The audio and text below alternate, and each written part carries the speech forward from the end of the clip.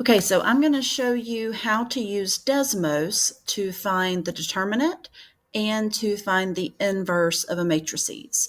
So when we're doing these, we have to make sure that we have a square matrix. So you'll see that A is a 2 by 2 matrix and B is a 3 by 3. So all of the examples that you've seen so far in the videos are all 2 by 2s.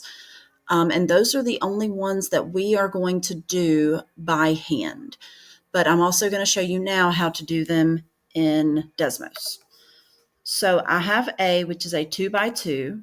So what I want to do, I'm going to make a new line down here, and I'm going to tell the calculator that I want A to the -1. That's the inverse. So you'll see down here where I'm circling, we have A to the -1. So I just click that, and it automatically populates the inverse over on the right.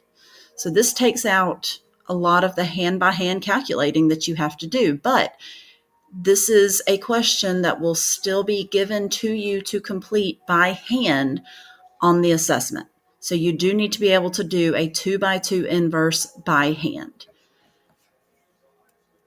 We also can allow Desmos to do the determinant. So you'll see down here the DET button.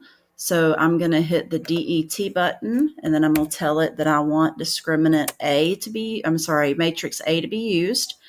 And it's going to automatically do that cross multiplication and tell me that the determinant is 1. So that's it. It's very, very easy to do these in Desmos. Now, sometimes you do get larger matrices. I've not shown you how to do them by hand, and I'm not going to show you how to do them by hand. So if you have anything larger than a 2 by 2, we're going to let Desmos do it for us. So if I want Desmos to do the determinant, all I do is do determinant B, and the calculator automatically does it for me, -99.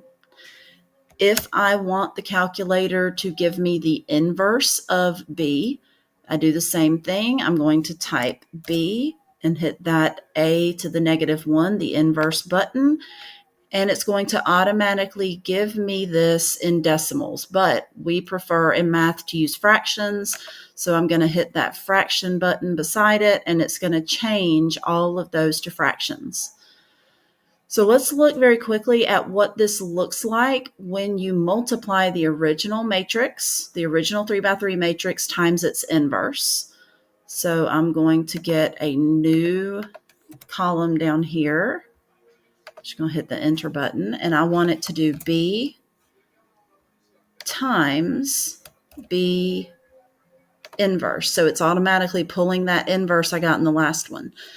So you'll see that this looks very similar to the identity that was given for the 2 by 2. It just has that extra column and row. So we still have the diagonal of 1s, and then everything else is a 0. That's how we prove that this is in fact an inverse of B. And that's it.